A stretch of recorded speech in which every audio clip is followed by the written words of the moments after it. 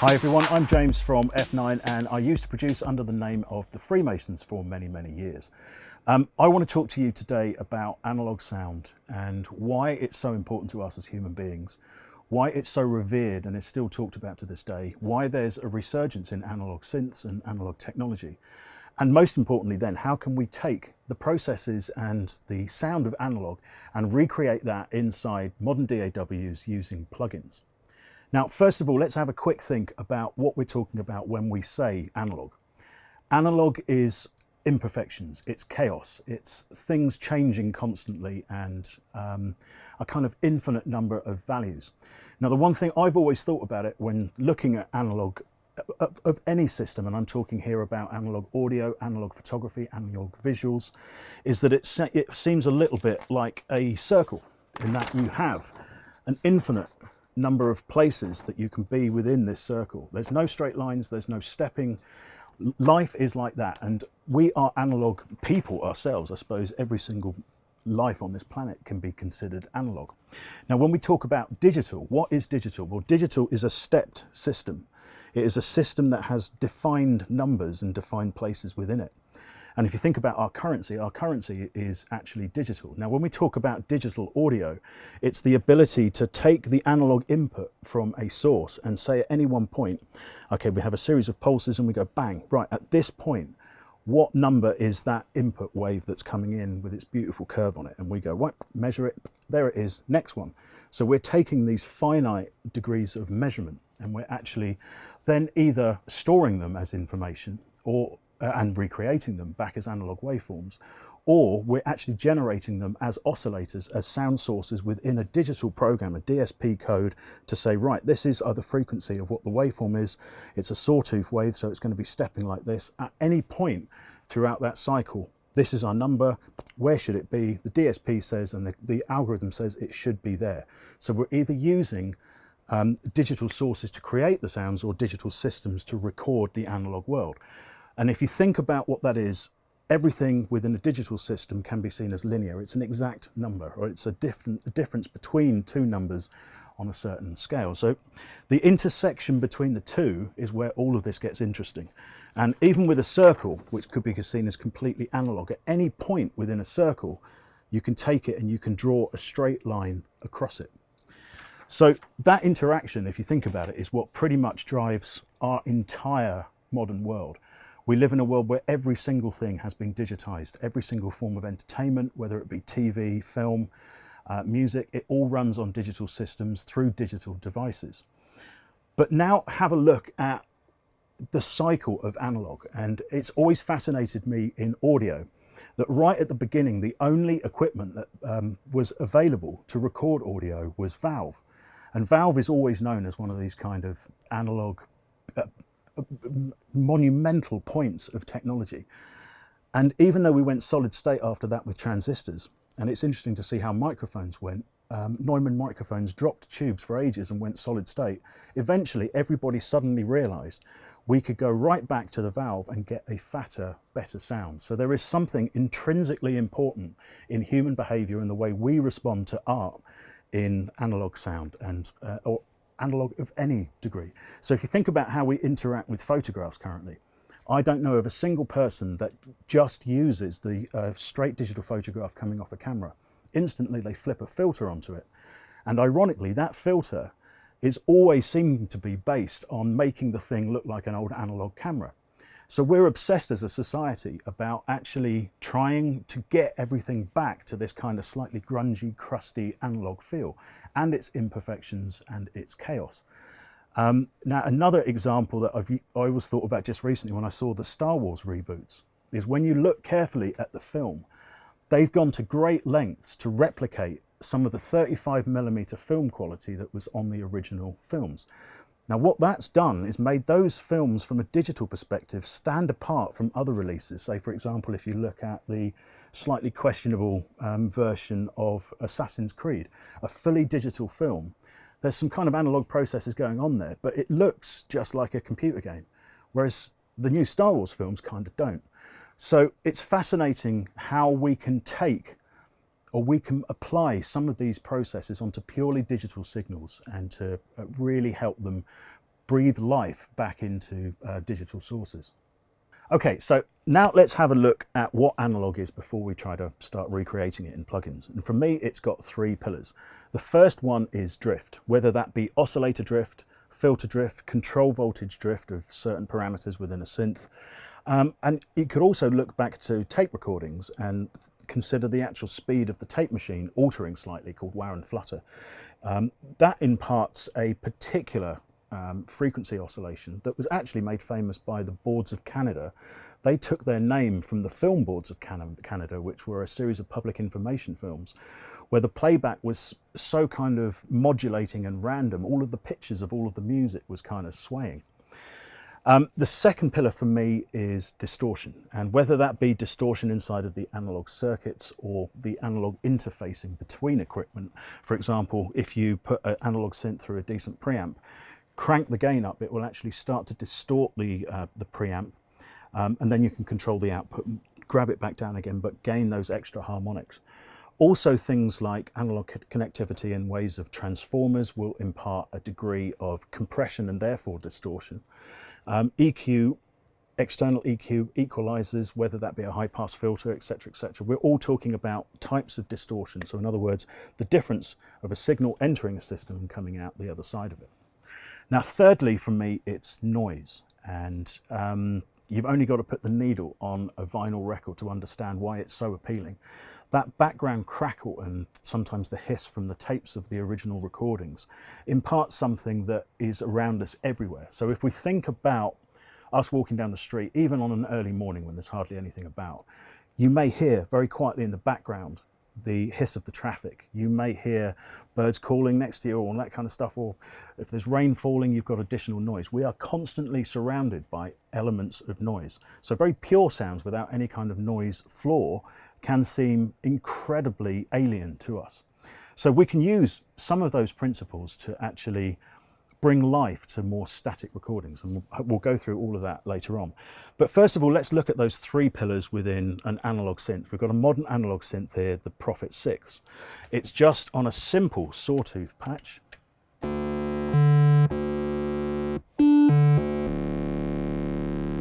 So let's talk about those three pillars and start adding to that. So if you think about instability, well, you kind of want to change the oscillations a little bit. But what I'm going to do here to kind of illustrate a brilliant new method of adding drift is put this into its unison mode with two voices playing and spread the voices left and right. Now this is a modern digital synth, so it tracks very, very well. There is a degree of movement within that, but it's still very much under control. Until you grab this brilliant control that was built into the synth called slop. Now this will start to make the oscillators and everything in the synth behave a little bit more erratically.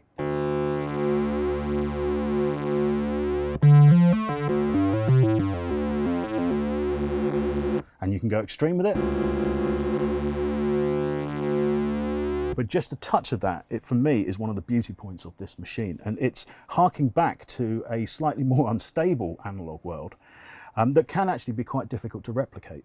So if we think of all of the old classic synthesizers like the Moogs and the Roland SH101s, they were using discrete components to actually generate their sounds. And a temperature variation or just a bit of wear or tear on those things would make things kind of change a little bit. And this control, in my opinion, is a brilliant new version of that.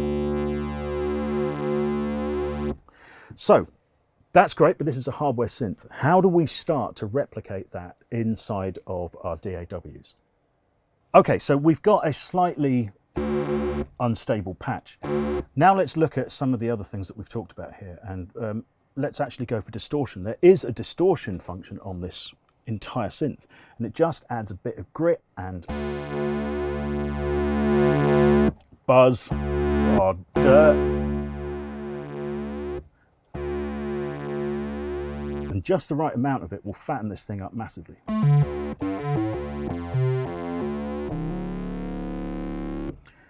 Now let's think of our third pillar that we're talking about, which is noise, and I'm just going to use a white noise oscillator simply within this.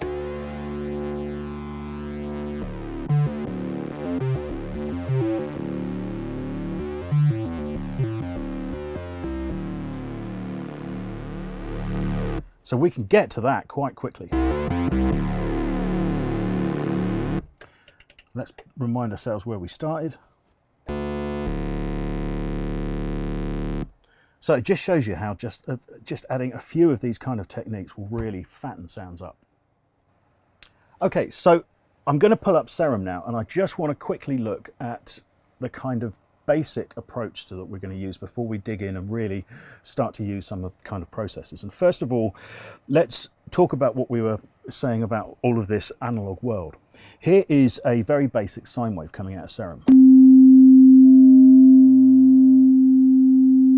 Now, a sine wave is the kind of golden boy of sonic purity. It is, and coming out of a digital synth like this, you can hear just how odd sounding it is by itself.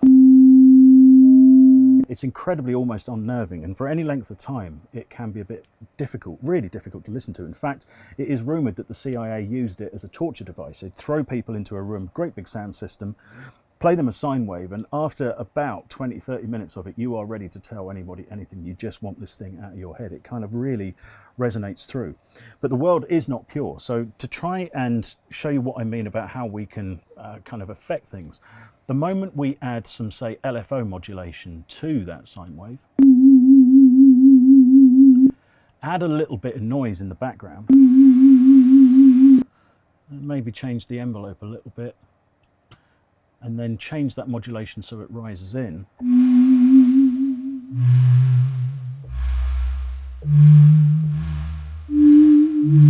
That's basic, but it's already far nicer to actually listen to than it would be if it was actually pure. Okay, so that's the kind of general theory. Now let's really dive into two modern synths and see how we can apply some of this and get some analog juice into them. Okay, so now let's try to replicate some of that analog quality inside a digital synth. And I'm going to do this in Massive for a couple of reasons. For a start, it's a synth that is universally accepted, known and installed by many, many producers. So hopefully a large quantity of you can follow along and understand what I'm doing here. Also, it's known as a digital sounding synth. Let's face it, this is not known for analog recreation. So if we can get some analog juice out of this, all the better. So File, New Sound. We're going to start with that vanilla sound that we all know. One oscillator in saw wave mode. Okay, I'm not going to touch anything else for the moment apart from just sending all of the oscillators to filter 1 and bringing the volume of filter 1 output down just a little bit because it's going to get noisy later on.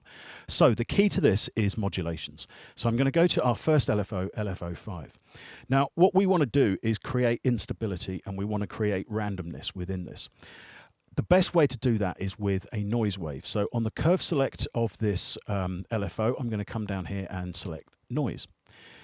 I'm going to turn the crossfade up just a minute here. I'm going to set this second wave at the bottom here to a sine wave, and I'm going to turn the rate of this all the way down to 0. So it's the kind of, a noise wave is incredibly busy, and if we start to modulate pitch with that, we're going to get all sorts of weird harmonics happening. So I just want to tickle it a little bit, and I just want it to now apply that to the pitch of our first oscillator. So grab the LFO handle, stick it on the pitch of the oscillator, and we're going to go about 20 cents. Now listen to this.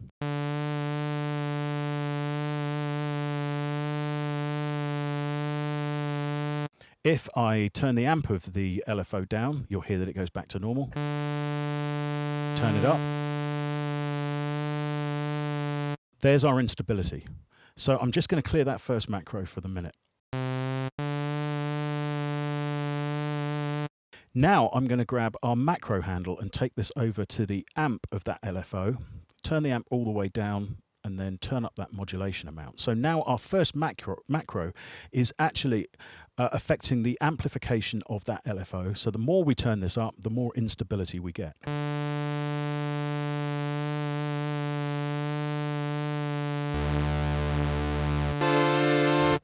Let me just whack it all the way down, play a chord. Now play a chord with it turned on. So as you hear, we're already starting to generate some interest there. Okay, I'm going to turn the first oscillator off and now go to the second oscillator. And we're going to go for a PWM, move the pulse width to about here. And I suppose we'll kind of go halfway in. Let's have a listen to that as it stands. Okay, now let's do a classic, nice and smooth PWM move from another LFO. We're going to take that from LFO 6 onto the pulse width. Open that up so we get the pulse modulating.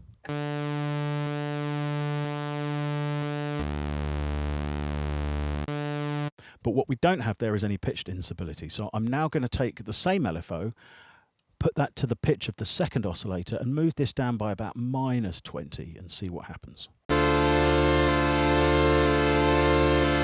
Now, it's kind of a little bit too cyclic, so let's see if we can do something about that. First of all, I'm going to drop the rate down, and we're going to select vibrato wave 1. You see, it's a kind of odd wave shape. It's such a slightly more natural wave shape that might be generated by an actual analog synth LFO. It's kind of imperfect.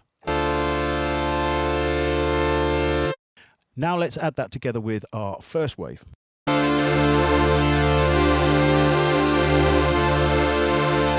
Okay, so we've got two sets of modulation working against each other there. One of them's affecting the pitch of the first LFO by 20 cents positive. The second oscillator is being affected -20 by the second LFO that we've got going that is more sinusoidal.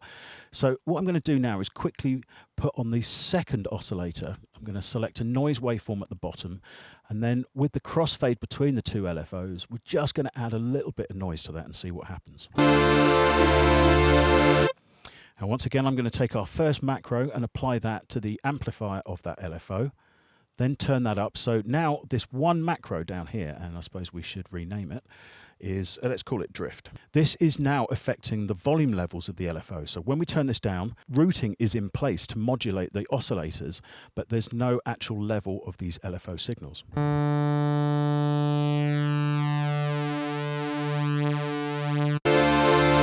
So let's go all the way down. Static sound, turn it all the way up. Starting to get warmer. Now, we've got a very sinusoidal waveform on LFO 6. So what would normally happen, say, within an analog circuit is the rate might not actually be exact.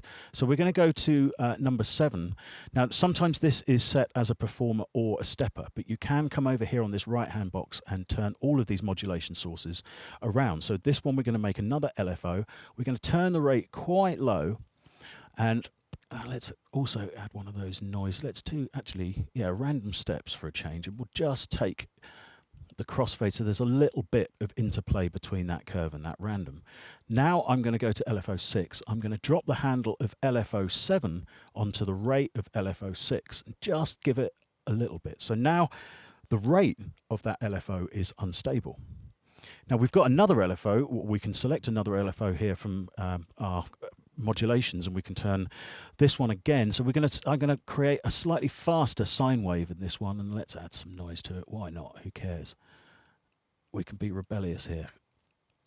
We'll have that about here, and what I just want to do is consider where we can put that. Let's put that currently on the speed of our first LFO. And now we have a great series of kind of intermodulations, all controllable from one macro. So now let's turn this little sound into a pad. I'm going to change our filter to low pass 4. Let's take the resonance down for that. Let's have a look at our envelope. Okay, so we're going to build on envelope 3 a nice, slowly decaying and building up modulation envelope for our filter. Apply that to our filter.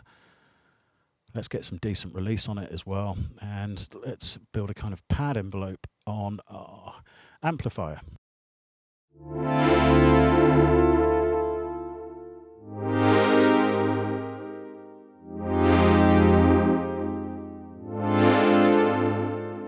Okay, now let's add a staple of synth sound design that can easily emulate a little bit of real-world chaos, a noise generator. So I'm just going to change the noise color slightly here and add a tiny bit of that to our sound.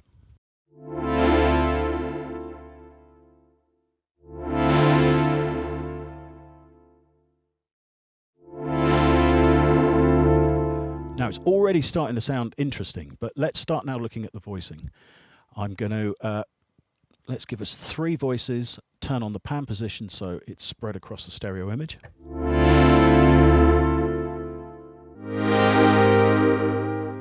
Now it's just starting to clip there, so I'm going to take the output of our filter down.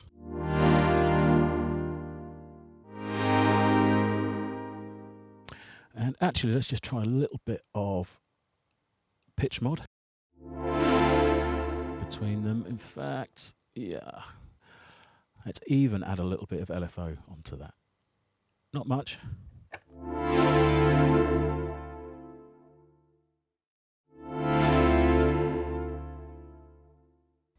Oops. 2 seconds, just going to fine tune this.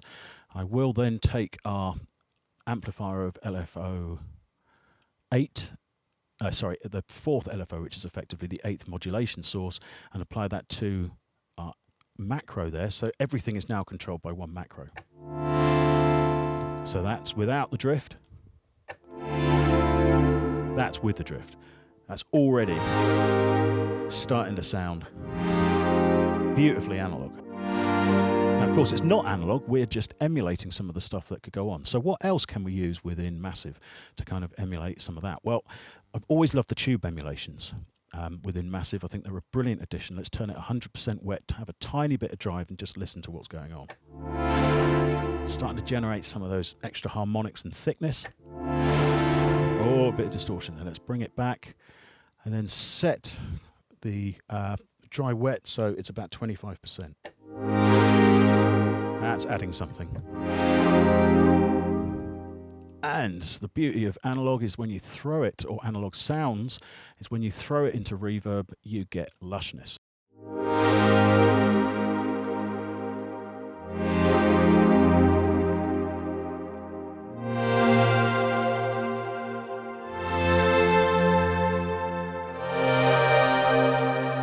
And once again, this is what it sounds like with the drift turned down.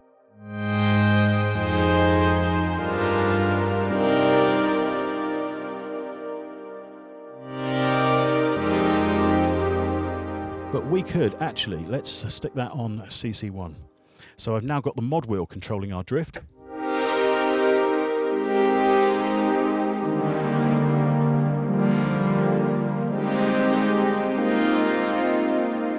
Let's apply a bit of nice EQ, high shift, nice boost in the middle, and of course some weight.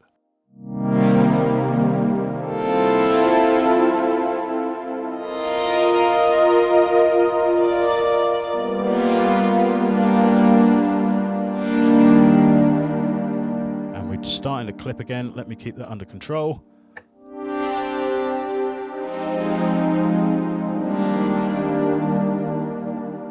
So that's what we've managed to get with a few clever modulations inside of Massive, and I'm sure you'll agree that is quite something considering it's a digital synth.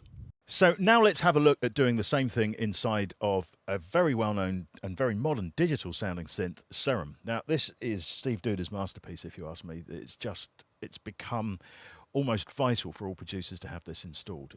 But it can be, and deliberately, particularly digital sounding because it is based on wavetables. But there are some brilliant analog starting points. We've got analog shapes up here that look like they actually may have come from Eurorack modules or classic synths. Basic Mini, I'm assuming we know where that comes from. That'll be a Mini Moog. This one looks like it's from I can never pronounce the name, Swedgeman modular synth, and it's the one I'm going to use to start as a sawtooth. I'm also going to have a second oscillator on here, but let me just show you this completely raw. So playing a chord saw wave, very pure sounding, stick oscillator B on. You can hear how locked they are. Now I'm using a slightly different sawtooth wave on oscillator B, but let's concentrate on getting oscillator A slightly unstable for the moment. Now, we're going to do this with LFOs, and I've got a selection already pre-made here. I've got a nice sine wave that we're going to use probably for some actual vibrato modulation later on. And then the others, I've created some pseudo crazy random waveforms, and they're all going to be at different rates. Now, for this, I would always recommend that you turn the BPM locking of the LFOs off. And I have done that here, and as you can see, they're all at slightly different rates. I'd also suggest turning the smooth up so that the edges kind of get rounded off quite a bit. And also make them different speeds as well. So LFO's fairly slow, LFO 3 now is really slow, and LFO 4 is quite fast. We'll bring that down a little bit. That may just be a touch too much. Now, if you're used to the modulation within Serum, you know it's dead easy to just drag this and pop this up onto Fine. But we are going to use the matrix modulation to do this because it's easier to show you inside of a screen capture system. But one thing I do want to say, these LFO shapes, you need to make sure that they're around the center point because we're going to be using bidirectional modulation. And if they're all at the bottom here, like if you went to one of the presets here, I think it's under miscellaneous, and use slight movement, all of the movement is at the bottom. Now when you apply that to the pitch of something, you've got a kind of DC offset, so it's going to change the pitch in a kind of manner that you don't really want at the moment. You want it to be around this center point so that we're modulating about the key frequency of the oscillator. So let's stop talking and get on with it. Straight into the matrix. LFO source, we're going to use LFO2, which is our first slightly unstable one, fairly slow. We want the amount, let's whack it all the way up for the moment and send it to the fine pitch of oscillator A. We're going to make it bidirectional. The modulation multiplication we're going to leave as multiplication, and then for the auxiliary source we're going to use macro 1. Now what that means is that this macro, as we did in massive, is going to control our master instability of everything. And that's useful, as we saw before, to actually have as running as a MIDI controller. So let's turn it down, get our locked waveform, turn it up. There's the beginning of our instability.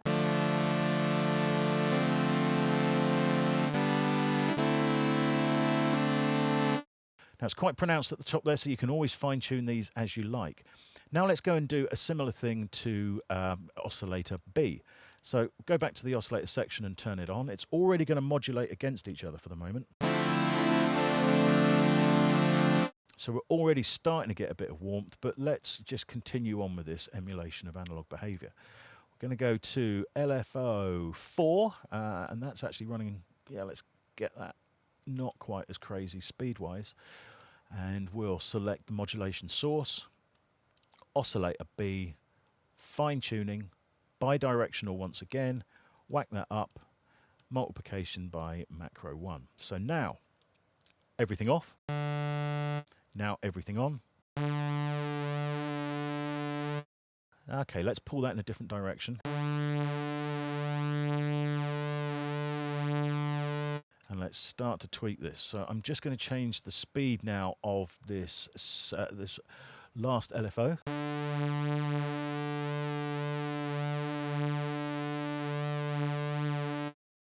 And now let's start looking at some of the other functions in the oscillator section. We're already getting a nice big fat warm sound. But say we want this to be a nice big wide stereo pad. Obviously you've got great unison potential inside of Serum. So let's whack the unison up a little bit. Detune not so bad. Same thing on the second oscillator. A little bit more detune here.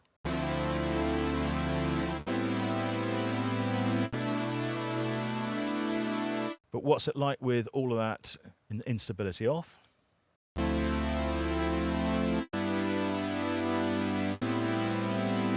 It's nice, but you don't hear that movement. Right, now this is when we can start to get clever. How about we start to look at some of the other functions within the oscillators? Say, moving the wavetable position by a small amount. We'll bring these into a place where they can modulate in the first place. And then we'll say, okay, now let's set LFO3 to modulate the wavetable position of our first oscillator in a positive manner, multiplied by macro 1 again. And then LFO, oh, an extra LFO's just popped up here.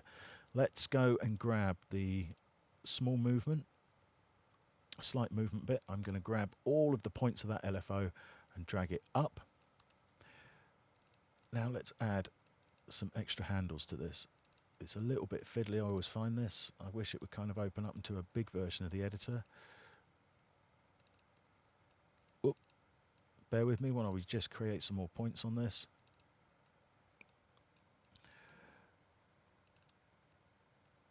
And we want different divisions within this as well. So come on, mate. Here we go.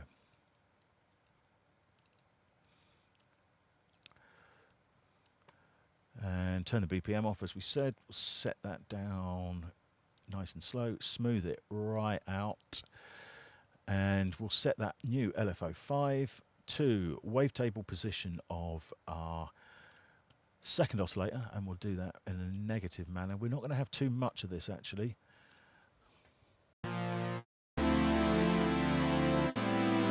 That's way too much. You can hear it really coming off that saw wave. We just want it tickling that.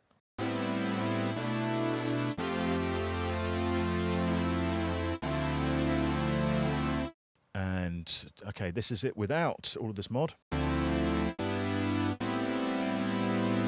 Here it's quite static, whereas you whack this up,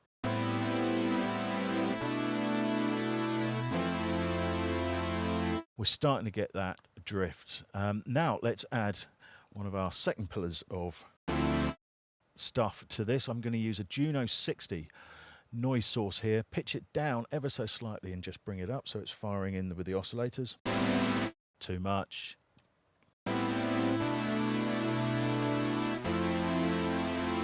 Now let's start to get that into a filter. We'll use a 18 dB per octave filter. Oh, better turn everything on so it's going in there. And I've already got an envelope set up so that we can trigger that in. I will just use the macro to drop that.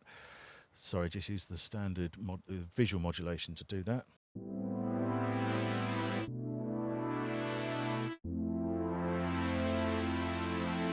And let's add some drive and some fatness. This is supposed to be an analog filter after all.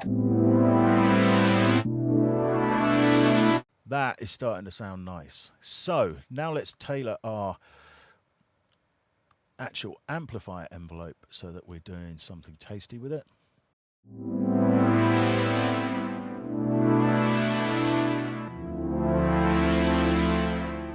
And now let's start to add a little bit of potential vibrato into the sound a little bit later on.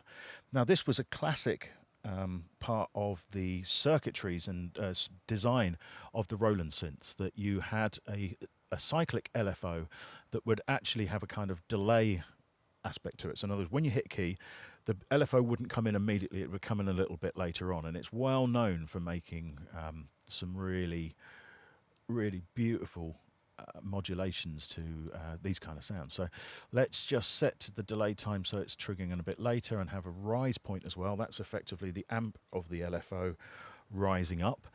And then we're just going to do that in side of the matrix again. So we'll go, can we get noise A and B together? I can never remember. No, we can't. We'll have to do it separately. So fine tune of oscillator A, oscillator B, fine tune LFO 1.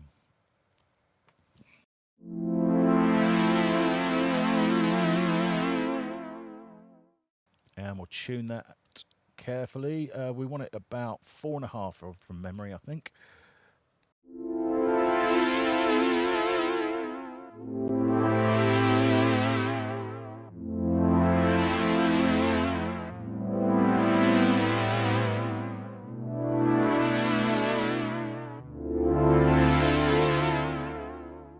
And as we said earlier, it's great when you chuck this kind of stuff into some a little bit of grit and some reverb. So let's just select a reverb first, get it quite large.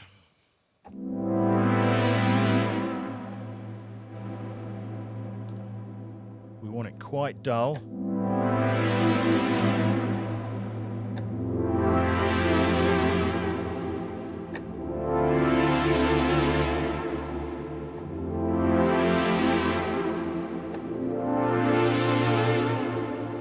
For me, that's not bad.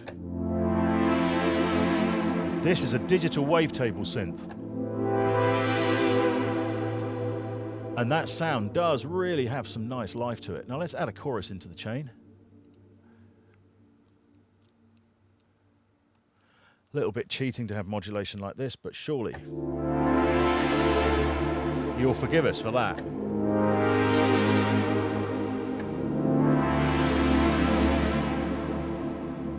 So yeah, it just shows you, by taking some of these kind of standpoints of analog, in other words, circuit instability and noise and modulation basically, and applying them onto digital synths, you can get fantastic results.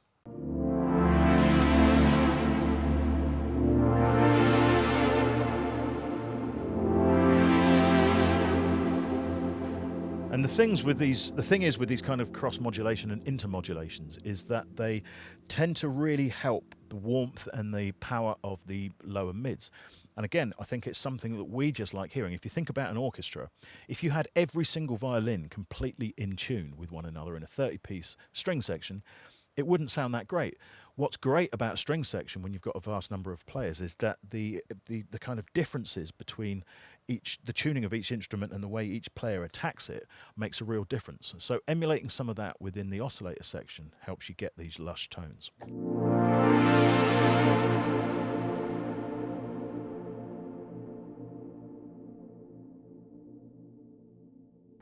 Okay, so that's how we can replicate using digitally sourced waveforms. But how about if we took a series of samples actually from analog synths? Now there's plenty of these actually online of raw waveforms of analog synths. But I've taken the studio's Jupiter 8 here and sampled in a whole series of raw oscillator waves through some nice analog equipment. So we've got them in a variety of soft samplers. The first one we're going to look at is in Ableton. This is a square patch. And this is a sawtooth patch with a bit of noise in the background. And we've got a stereo saw. So this is when I put the Jupiter 8 into unison mode. That means 4 voices get sent to one side, 4 voices get sent to the other with a unison single note push. That makes an incredibly big sound. So we're already starting with a great oscillator bank from the actual samples, but we've got a problem, and the problem is we're just re-triggering samples. So every time I hit the note, you get that doesn't sound like an analog synth at all. It's just machine gunning. It's just re-triggering the same sound every single time. And when you hold the note, you hear all of that kind of movement and all of that kind of stuff. That's what we need to do. So if you think about how an analog synth is working, every time you press a key down, there's a gate control that's opening the VCA effectively, but the oscillators are totally free running in the background. So it's going to pick up the oscillators at a variety of different points throughout their oscillation phase effectively. When you're using a sample like this, you're just picking it up from the same point every single time. So that's not analog behavior. So how can we get around this? Well, it's dead simple. If you think about it, we just add some chaos to that start point of the sample. And Ableton's got a fantastic method of doing this. If you come into the modulation, I'm going to leave the first LFO where it is, turn on the second LFO, then I'm going to go to a random wave here at the bottom. And the beauty of Ableton Sampler is that it really is a random waveform.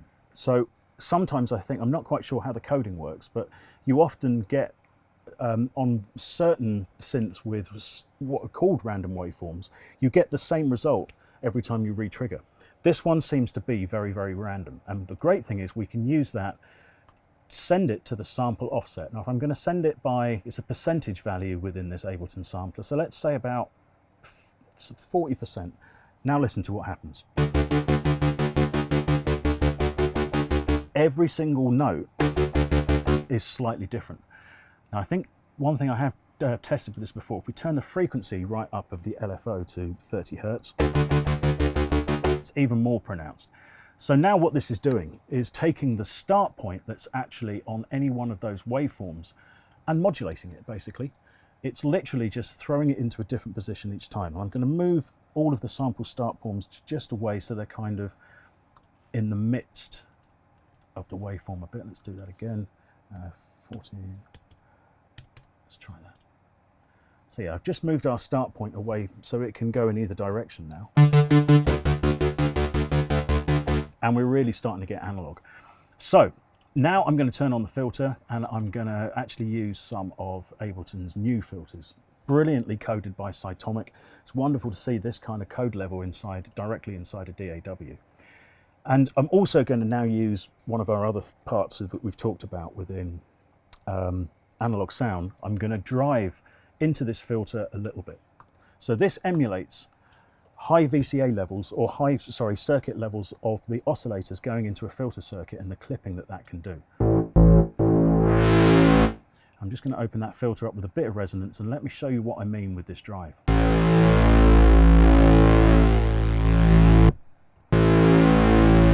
the only thing we've got to be careful of, you can hear there, the waveform does actually stop. So now let's go in and quickly loop all of these. I'm going to send them into that mode. We'll do a loop start at about, where should we say, 15,000.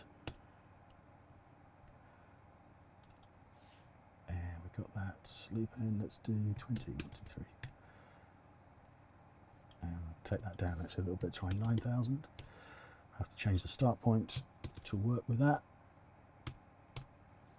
And we're going to put a crossfade on as well. So now hopefully we should have, oh no, way too much. Sorry, loop end 200,000. That's better. Now we need an awful lot more crossfade than that. So let's do 10, 1, 2, 3.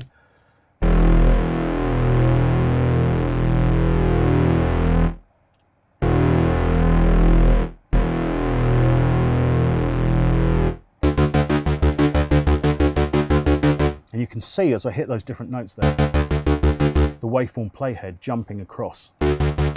So we're starting to emulate that kind of random pickup point of oscillator waveforms. Add a little bit more with the shaper as well. Let's have some fun. And now we're going to add a filter envelope to this.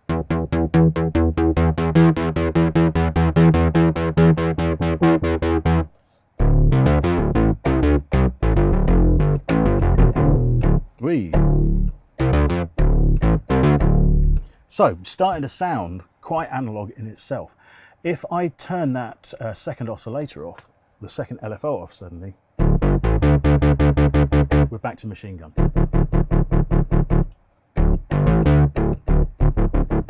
Turn it back on. So that's a great way of replicating some of the analog behaviors in a static sample set. Right, now, I just want to give you a quick little tip here. Obviously, Live's got a brilliant racking system. So when you open these macros up, particularly with raw waveform sets like this, it's great to be able to map a few of the controls. So we can take our envelope and mount, for example. We can add some attack and decay into that. I'll just set them up. So envelope, amount, ENV, attack, ENV, decay, and I will just take our main LPF. Now I've become obsessive with colouring these damn little things as well. So we've now got a few of these controls set up as macros.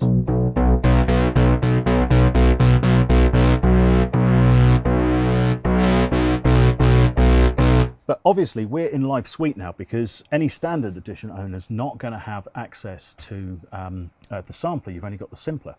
You can, in Live Suite, right click or control click on a Mac on the top bar, select simpler to sampler, and all of the macros will be held.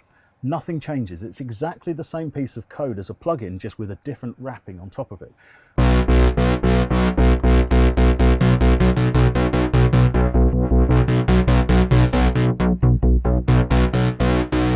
So you could now easily transfer that patch to someone that's not using Live Suite. It's a great little thing to know that all of the functions of Simpler and all of the functions of Live Sampler are always in the background obtainable inside a Simpler.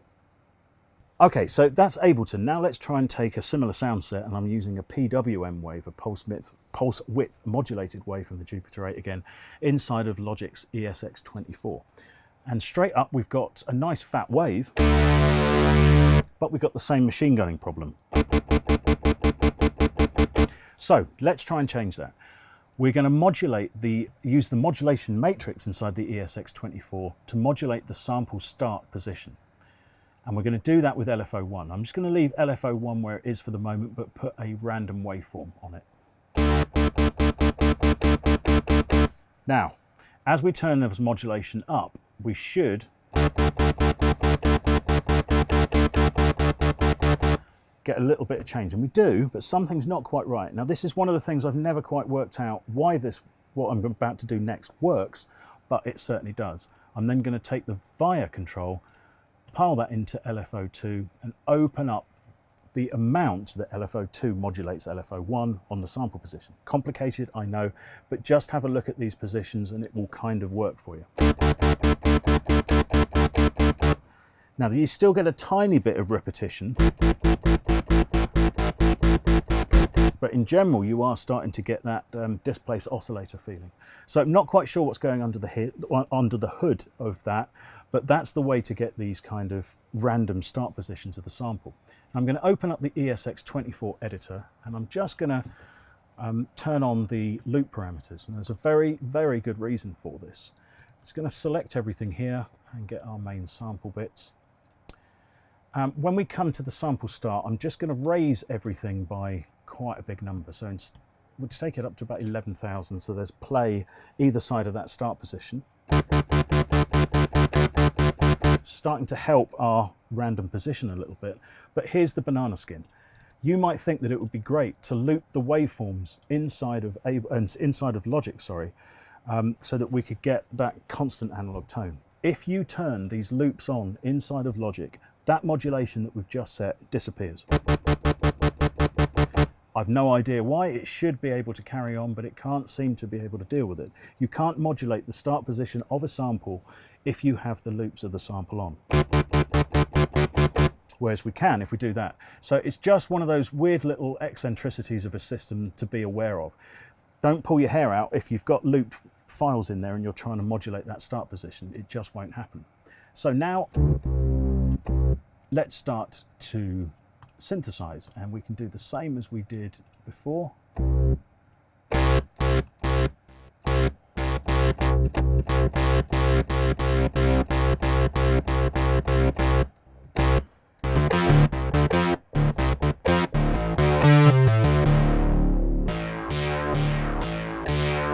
Now, even though the ESX24 is quite an old bit of software, it's got some quite good analog-based quirks. My favorite is the drive function here, that when you drive into this filter, it starts to squelch.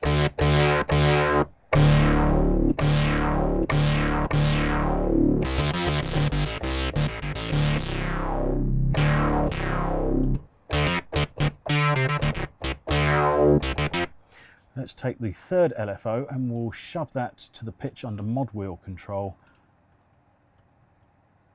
Pitch LFO3 via the mod wheel.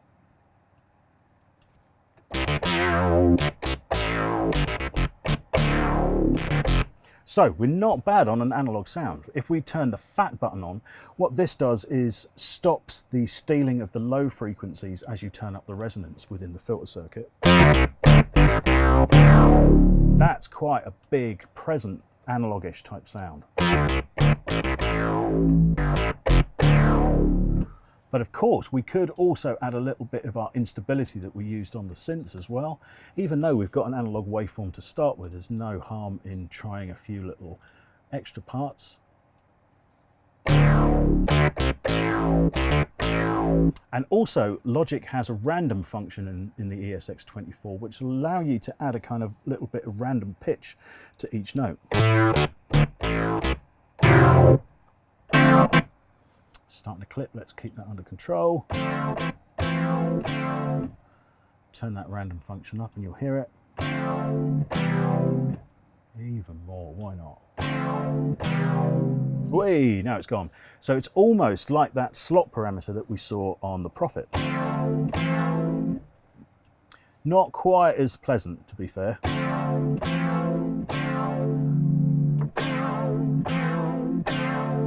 But it's yet another tool that we can use to generate some of this kind of analog warmth.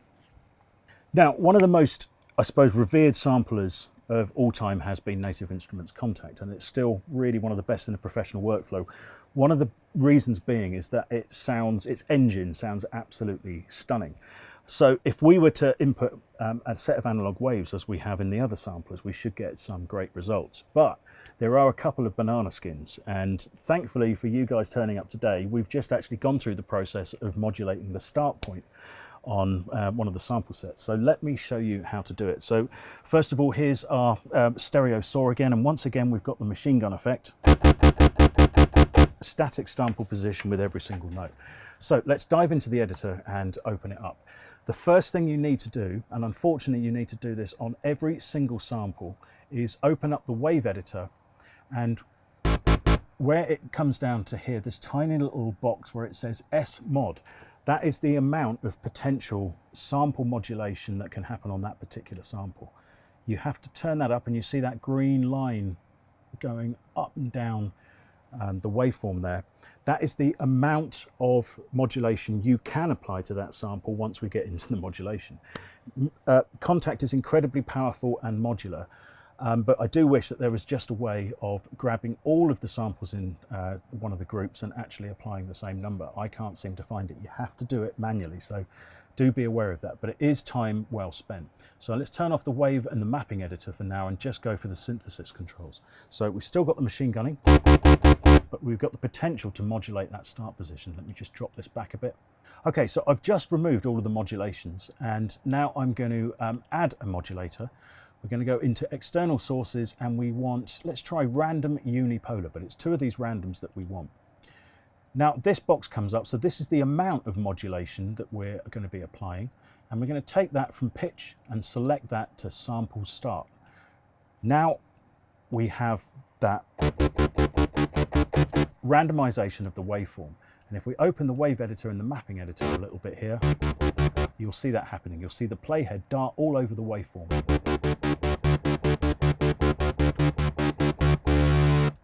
So we've already got the beginnings of a kind of analog response. Now we can use the great filters that are built into this. So let's make another one of those funky basses. We'll grab a ladder 4-pole filter. We like this because, put it in high quality mode, it oversamples, and that you can drive into the filter a little bit like a Moog filter. And we're going to add a modulator to that. We'll add a ADHSR.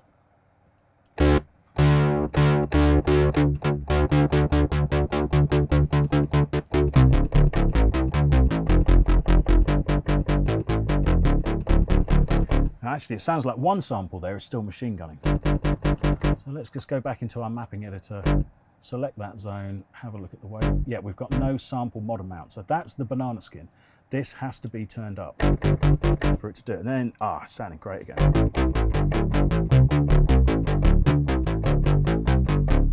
So, perfect for making your next chill wave record, that sound, by the sounds of things. So it just shows you, even with just a simple little bit of processing, how close you can get to the response of an analog bass. And the beauty of it is you've got all the tightness of MIDI programming and that stuff, with still full parameter control.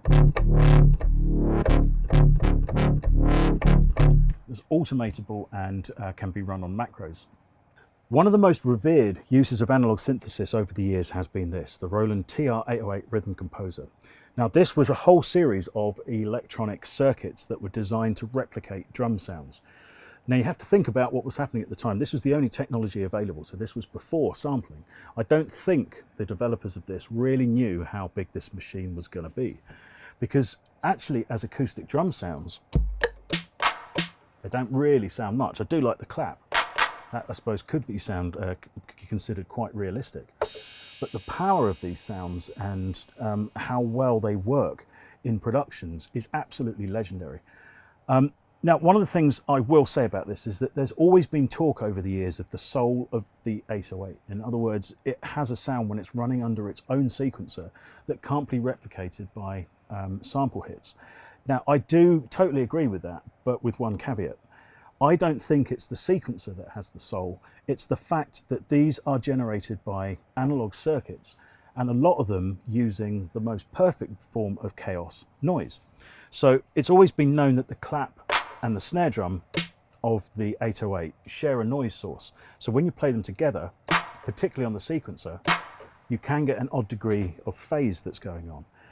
But because this has a noise source in it, we have to think of every single sound being ever so slightly different. And for me, this is what the soul of the 808 is all about. Every clap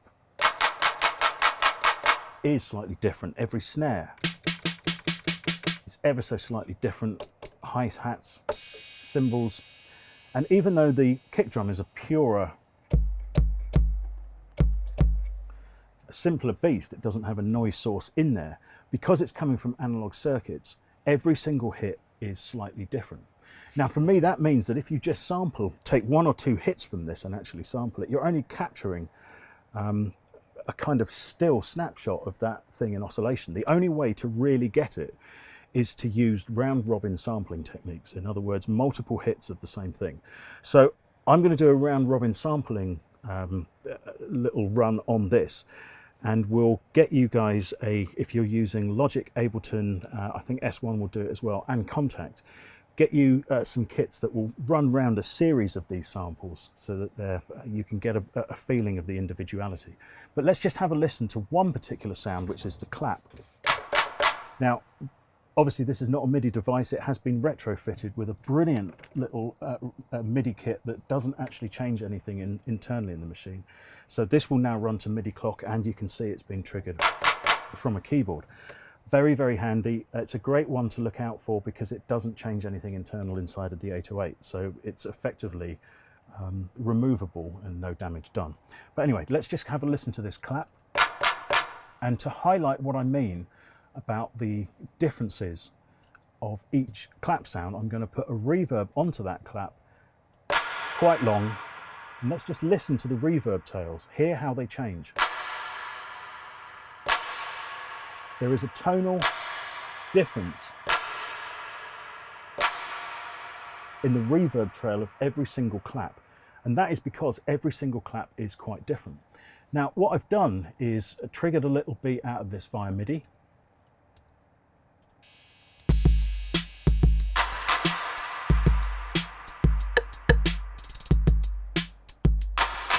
And then recorded the results. Now, I've done all the recording already so that we don't have to worry about this, but let's have a look at this clap actual recording.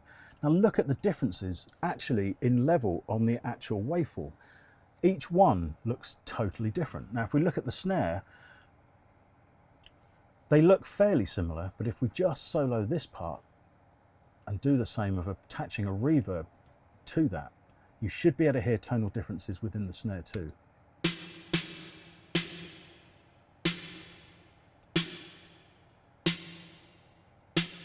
Now that to me is why this machine sounds so completely unique.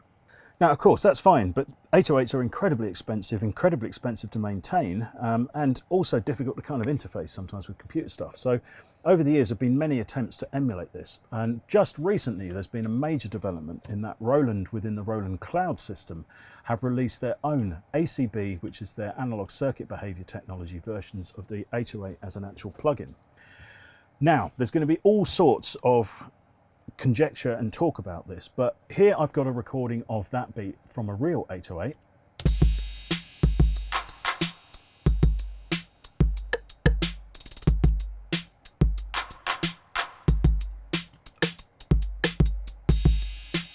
And this is a whole selection put through, split all the different actual parts of that out, so they're all running by different versions of the plugin, but this is that beat done by the new Roland's 808.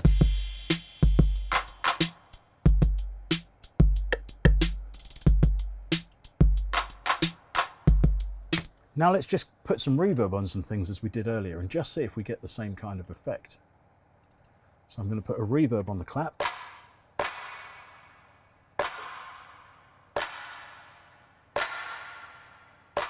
And yes, you do hear those tonal differences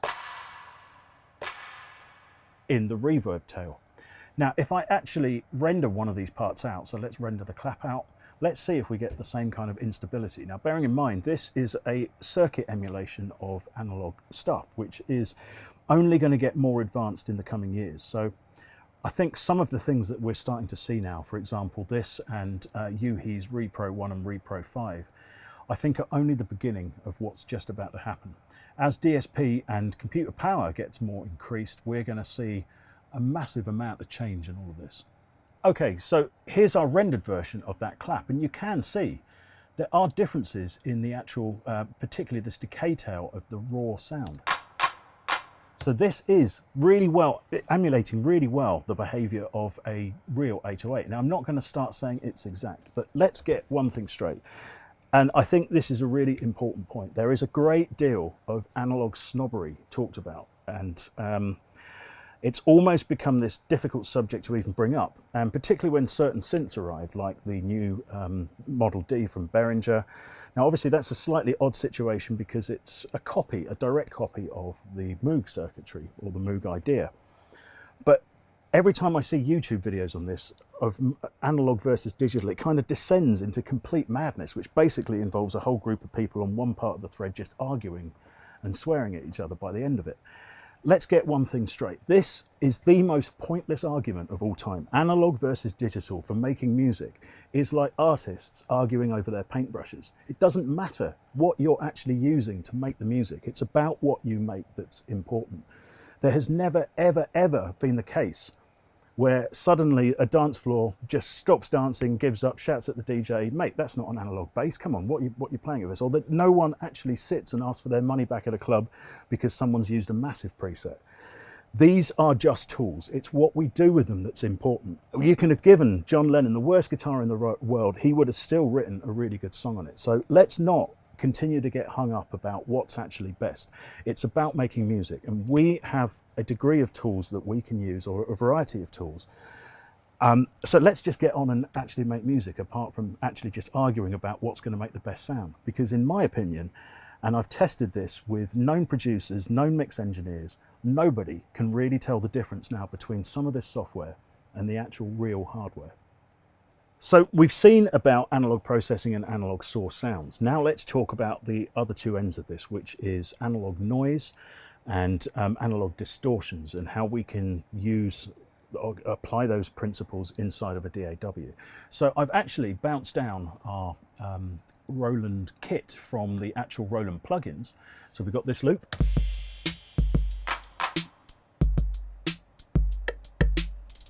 So it's digitally sourced from plugins. So it's very quiet, there's no hum on the line or anything like that. So I always hark back to some of my favourite recordings from the 90s where all of this kind of came about, and particularly the work of the likes of Massive Attack and their producer Nelly Hooper. Now, he was famously quoted as once saying, "A bit of dirt don't hurt," and particularly with some styles of music, it can really, really help to gel things. So let's have a look at different ways that we can do that. Now, the easiest source of noise in any recording studio is, or any recording setup, is going to be good old hum and hiss. So I've just boosted a few things around the studio so that we've got a degree of mains hum and some white noise that's just coming in on that line. Now what I'm going to do is just record a section of that in. It's going in mono, by the way.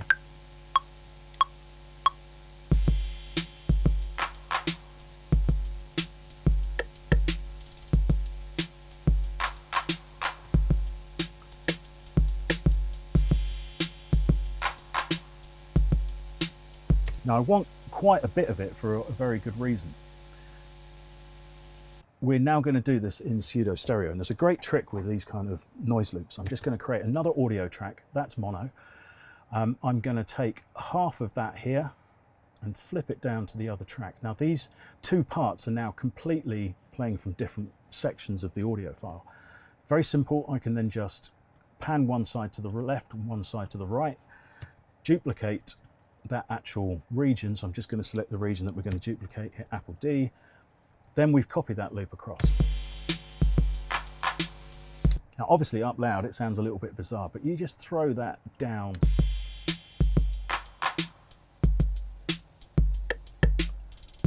and have it running nicely behind stuff, it can start to get interesting.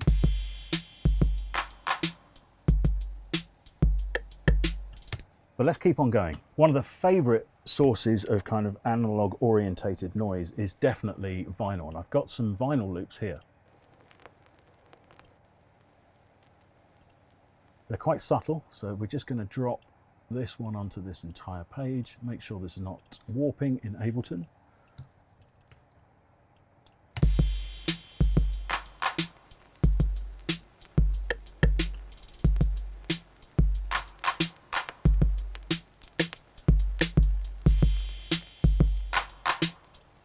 And it's a sound that we all know, and it really starts to add atmosphere to things.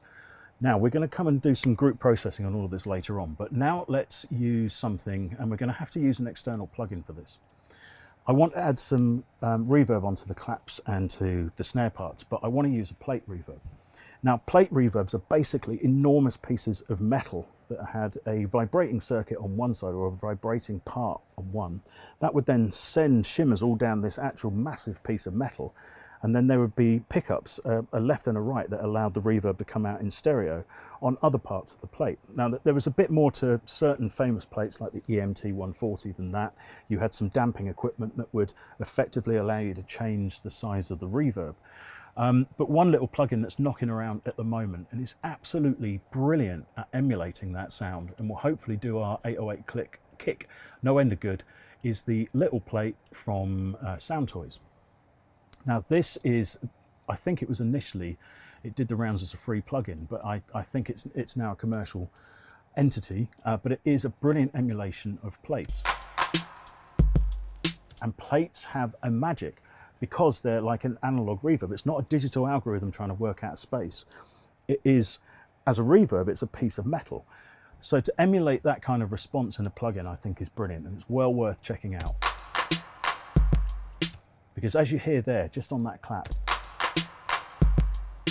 you get that feeling that every single hit is slightly different. So let's now do the same on the snare.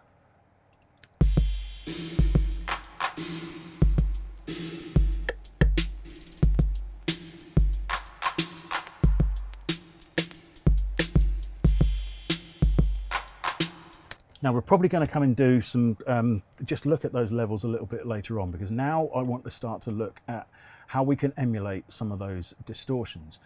Now if we think about analog technology in recording studios, some of its most famous uses for actual gaining extra harmonics and extra weight to sounds are things like transformers, tape machines, and all of the good stuff. A lot of those are magnetic processes that audio is sent through, either say on a transformer through a series of magnets. The magnetic field transfers the audio and it comes out the other side. Now this means the response of it is fairly non-linear. So there's some great software around at the moment that's going to help us recreate those distortions and also add those extra harmonics. Okay, so before we start looking at this, let's think about what we want to do. We want to emulate some of the EQ characteristics of analog gear, and especially when we think of things like analog tape, there may be a reduction in the top end, there may be a little boost at the bottom, a little hump, and often some filtering on the bottom end as well. Then we've got to think about distortions, and for me, one of the killer functions of analog distortions is when you're dialing in third harmonics or odd harmonics. Even harmonics can sound a little bit harsh, and they can be replicated or seen in things like transistor amps and transistor distortion pedals. But it's things like valves, as we've said before, transformers, and the magnetic elements within analog recording chains that really bring these useful, weighty harmonics. We can do this within some of the built-in tools that are in our DAWs. There is a degree of compression in every type of distortion, but then let's fire some compression into it as well and see how we can emulate some of those bitey attacks you get off the units.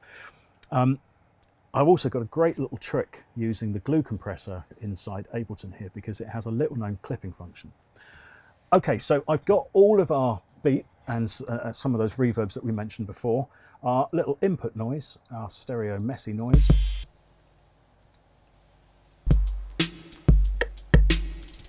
But they still sound kind of detached from the actual, the rest of the drum beat.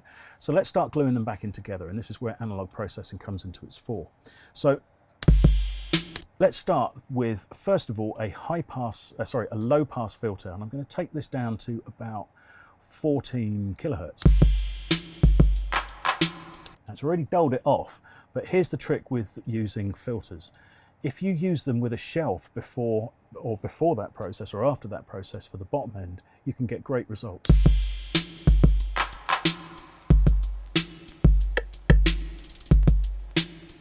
And you'll be surprised how far you can bring the low pass filter down on something like this when you're actually adding top. And here I'm adding top with a shelving filter. So let's do the same on the bottom.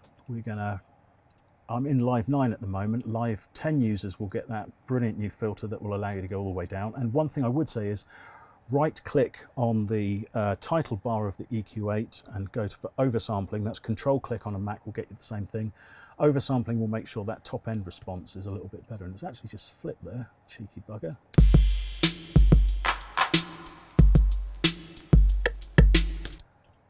It's just a better response on the high end there. So I'm going to bring actually, let's open this up so we can really see it. That seems to be the nice point of our kick drum. So I'm going to bring the high pass filter close to that. Now here's a brilliant trick. It's every time anyone sees me do this who doesn't know what I'm just about to do next, I get these sharp intakes of breath of, you're removing all of the sub information. Well, no, not. I'm keeping it under control. Don't think that that is removing everything. It's removing it with a certain characteristic. So we're at 24 dB per octave. There is still sub information floating around, but then you can add more by using a resonant, by increasing the Q on that filter and tuning that filter exactly to the sweet spot of your kick drum.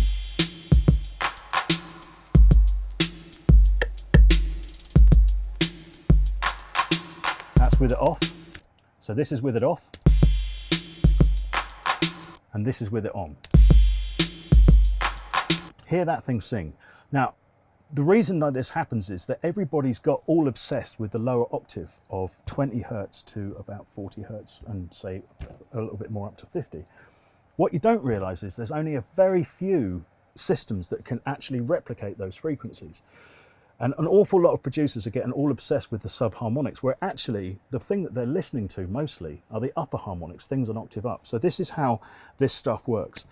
40 hertz. If you go one octave down, in other words, an entire 12 notes down, you're at 20 hertz.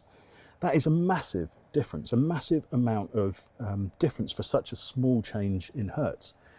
What you need to do is start getting used to EQing around the useful portion of bass material, which happens, in my opinion, to be around between 40 and to 60. That's where the real guts of stuff is. And do not be afraid to use what I'm doing here, which is a high pass filter with a resonant peak, because you can get some absolutely brilliant results out of it. If you question me on this and you think, no, the 20 hertz, all of that stuff's really, really important, well, go and look at the specs for your speakers. If you think that you can hear 20 hertz on your monitors, go and look at the actual frequency response of your speakers. Your average speaker starts to roll off at 45 hertz, and by the time you get right down there to the bottom, there's absolutely nothing left.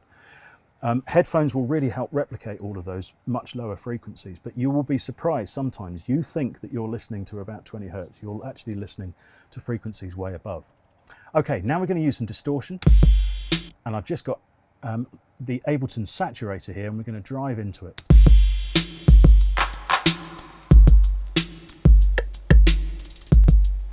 I'm just going to re-bring the output down, so probably by about the same amount that we're gaining. So let's gain up by +8 and bring it down around the same.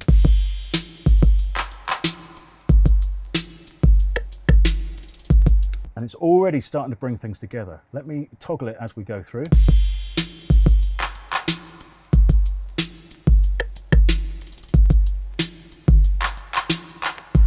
Just want it on the edge of clipping. Now let's move on to compression. So we want quite a grabby compressor sound to this.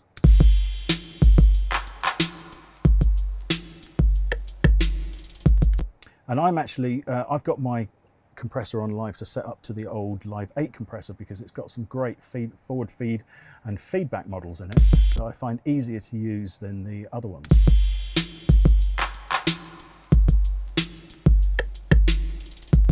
And we'll just make sure we're going to put a high pass filter on that so it's not compressing too much on the kick.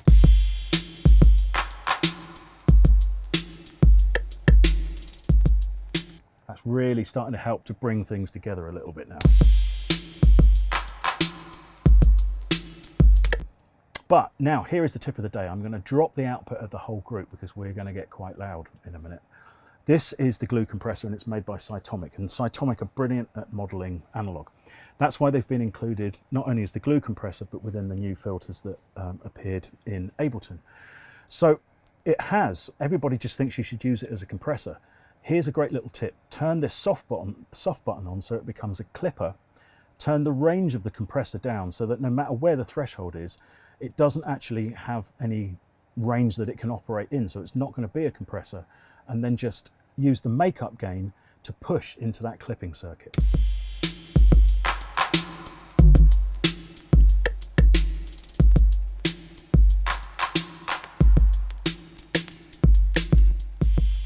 Before.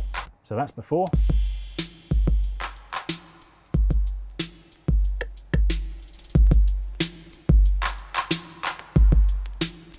That's with it on. It's a great thing to be able to, it's almost acting like a bit like an analog limiter. And I have used it on Master Bus on several occasions, actually working as a limiter, because it sounds fantastic. It doesn't clip in a kind of digitally sounding way. So that's just how you can use some of the built-in tools of DAWs. Every DAW will have its own plugins that will do a similar thing. I'm a massive fan of the overdrive plugin in Logic. If you put it on any drum sound or any bass sound, or pretty much any sound to be honest, and turn the drive all the way down and the filter all the way up on the overdrive plugin in Logic, it just adds harmonics. It just literally adds third harmonics, and everything that you put it on seems to sound better. So every DAW seems to have these kind of things. You've got the great Scream and pulverizers built into Reason. There's the red light, I think, in Studio One. Every DAW will have these kind of processors that you can use straight out of the box without spending any money to get these kind of sounds. Now, if I just group all of this up together, let's do a before and after on our little drum beat. We'll just find a good reference level there.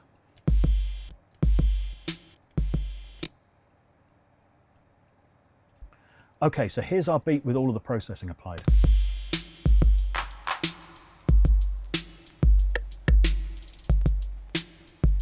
And that's with it off.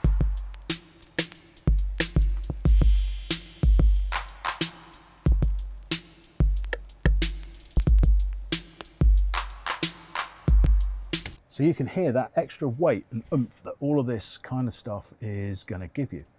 Now, that's all of the built-in stuff. Now let's start to look at external plugins, and there's been some incredible developments in this over the last few years.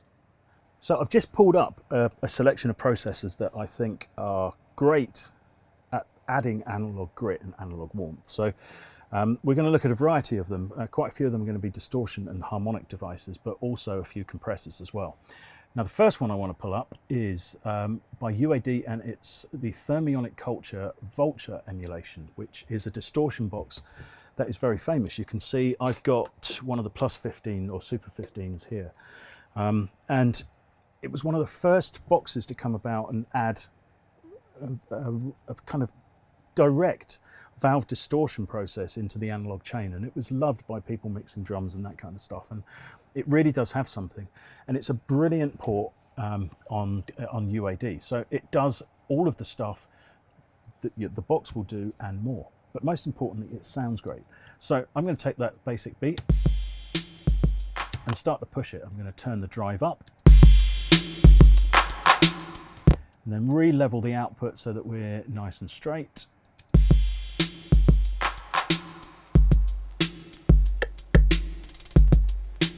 And just play with the bias till we get a sweet spot. It's eaten a little bit too much of the transient, so I'm then just going to bring the mix back on this plugin.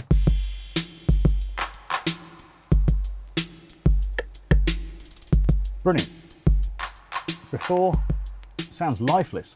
Sounds lifeless when you take it off now.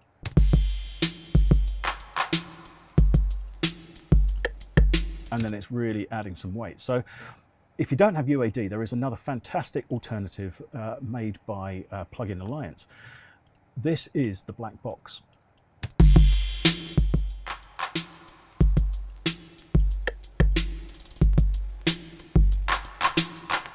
Controls are slightly different, and the pentode I think is reflecting on the triode here. It's the different elements within the actual valve, and here you can actually control how much of it you're bringing. There's a couple of great little extra controls up here for density and mix once again, so we can go to town with this beat.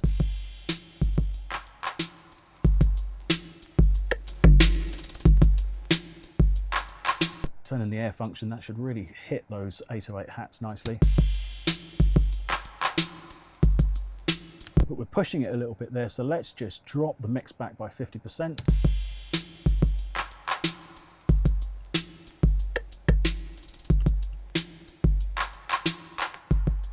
Once again. Adding that weight and presence that you can only get from analog circuits, or in this case, emulation of analog circuits. And this just shows you how far DSP has gone in the last few years. These things have all really come about, I'd say, in the last 5 or 6 years, and it's changed everything. You can hear mixes and records changing dramatically. But there are a few things that are really nice and cheap, and I've always been a massive fan of this by Fielding DSP. It's called the Reviver, and basically, dead simple, 3 controls. You have input, output, and these harmonic sliders. So turning the second harmonic slider up will add second harmonics into the sound that it's processing, and the third will add third and odd harmonics. Now for me, just as a tip, I don't ever really bother with the second harmonic. It just seems to make things a little crunchy, but this one is special. Look at what it does.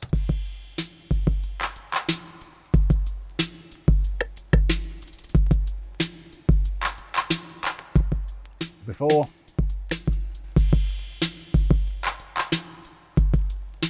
after, it's just added this weight on the bottom end and this punch to it. And for me, I have never come across a kick or a bass line that doesn't sound better once it's gone through this thing. Now there are a couple of other ones. If any of you use Bassism by Intelligent Music Systems, they've got a great collection of little plugins.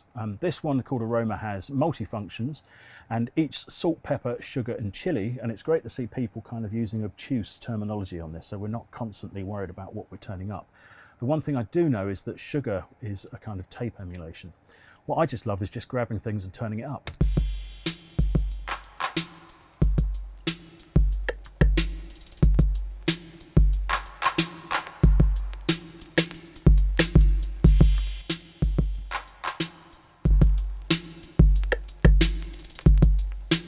Bypass here.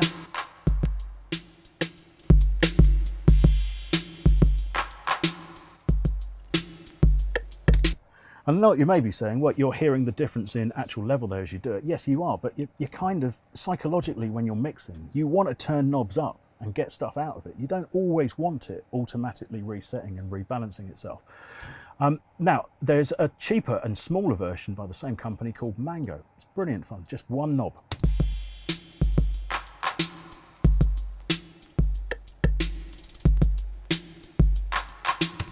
Kind of similar to the Reviver, and using a variety of these different processes spread across the stems or the individual parts of your mix. And some of these you can use obviously on the master bus as well, will just add a degree of weight.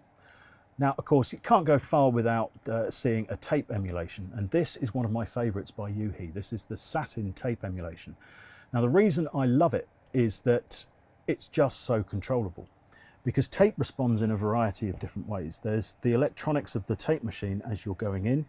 Then there are the things that need to happen to the signal to actually get it physically recorded onto the tape, and that's biasing, adding high frequencies to it so it pushes onto the tape and does its stuff. All of these physical processes, and of course the actual windings on the heads, all of these physical processes actually have an effect on the signal, and this is very well replicated if you hit some of this. Hit this box open and see these extra functions. The one I love is the tape bump.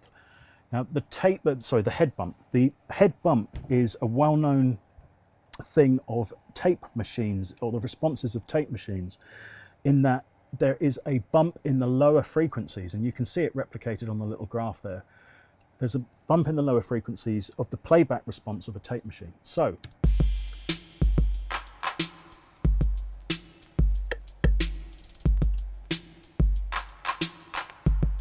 and you can hear it as I toggle it there. So we're off at the moment.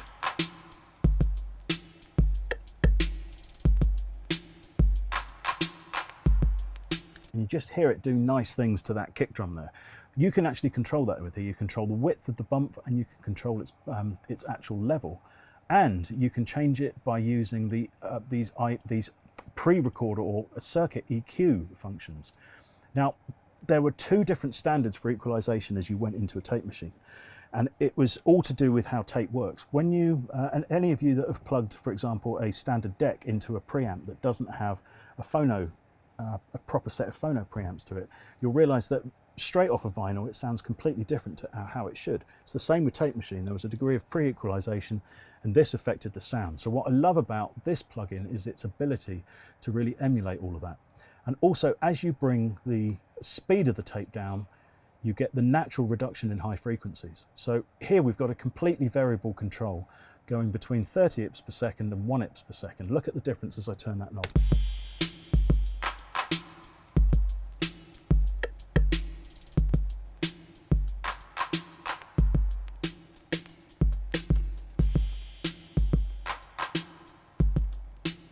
Got hiss controls, you've got a degree of kind of other Tape Machine things like crosstalk, wow and flutter. This is a great tape emulation for me, and it works brilliantly on highly transient material like drums. Now also, if we're going to talk about Yuhi, we really should mention their compressor, because this is an awesome analog sounding compressor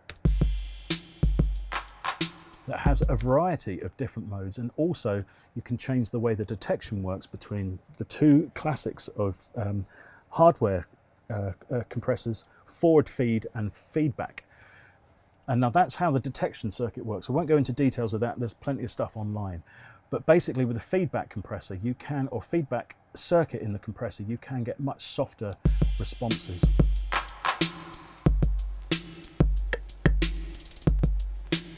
But once again, you've got all sorts of controls within this compressor, and it's typically Yuhi that you've got all this tweakability.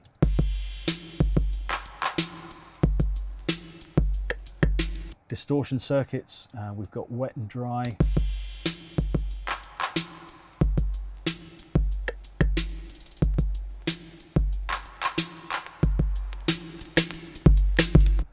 And again, a clipping output circuit, which really allows us to drive into this. It's a great compressor to have a look around.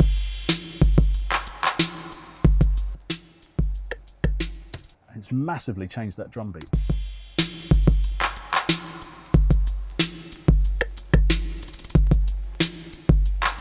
Now, whilst we're talking about overcompression, there's one that I really do want to show you. There was a very famous hardware compressor, ran an Analogue, made by Eventide before they started making their famous harmonizers, and it is called the Omnipressor. Now, I've never 100% known how this works, but it's a brilliant emulation. I've never really known 100% how you should use it. All I know that is, if you get a beat like this into it and you turn the ratios up here, what it actually does as a compressor isn't done by pretty much anything else. It's so grabby and so powerful, it's awesome.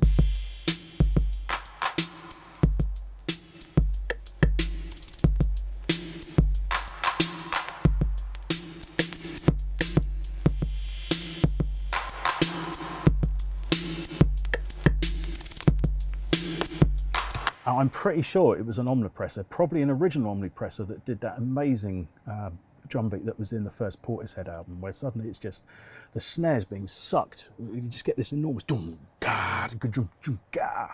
If you run this in parallel, because it is a bit much by itself, but it will work perfectly in parallel. So I've just racked it up here in Ableton.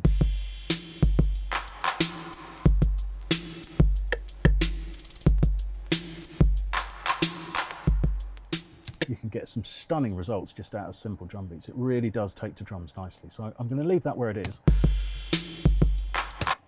Now, of course, in analog world, when everything was recorded using analog sources and analog mixing, everybody used analog desks. Now, there's been tons of replications of different channels and different kind of desk systems over the years. But one that's really got me interested, the BX consoles. The reason being is they have this kind of tolerance technology where you can actually change different channels in different instances of the plugin, and they've modeled different instances of these channels across the board. So that means it's going to respond slightly differently in terms of its algorithm that's actually running the stuff in between. But most importantly, it sounds great. And for drums, I find this plugin particularly second to none. It's the BX Console G, and there's a couple of tricks. Now, I've worked on SSLs for many years. I massively miss working on SSLs, but I love the flexibility of software. But there are a couple of very well-known tricks with SSLs, and one of them is processing drums with the internal compressor. It looks really, really simple, the compressor. You've just got a ratio control, a release control, and a threshold. But Brainworks, they've gone a little bit further. They've added these little tweakers in here, which are tiny. There's one which is a high-pass filter and one which is a mix control. Very useful for a massively grabby compressor like this. So what I'm going to do, we're going to do a couple of things on here. We're going to use some of that processing that I did on the kick earlier on in Ableton first. So I'm going to roll our high pass actually quite high, up to about 48 Hertz, and then I'm going to use a shelf EQ to get some of those low end back.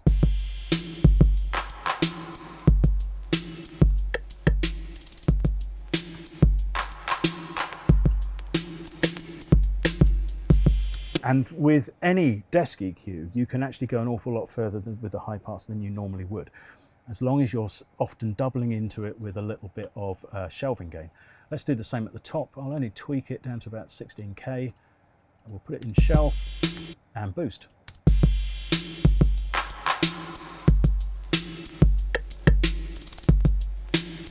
Now, if you really like your vintage sounds, try and run instances of a plugin like this on every single one of either your buses or your individual instruments, and take all of the low pass filters down to about 16K. Years ago, I bumped into Al Stone, who's the guy who mixed and produced a lot of the stuff from the Stereo MCs, the big stuff from the Stereo MCs, and Jamiroquai. And I think it was with Traveling Without Moving that he said to me, on the entire album when they mixed it, they just set the desk at every single channel at 16K and then EQ'd into it. And that's what got this brilliant sound, because it was at early digital stages.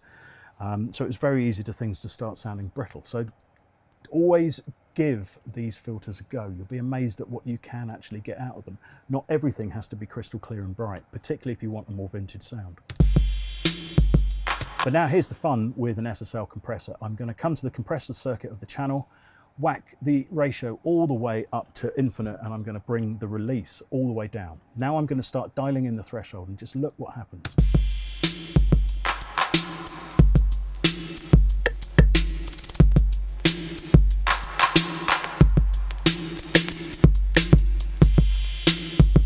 We've got our other omnipressor there just doing a bit of work, but let me take that dynamic circuit out.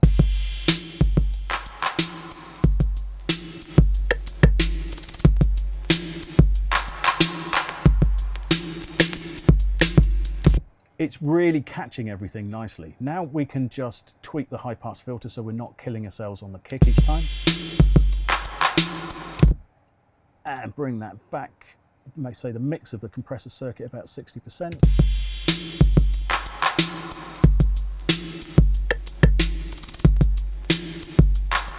Now one of the snares is just disappearing there thanks to the omnipressor, so let's just whack that back a bit.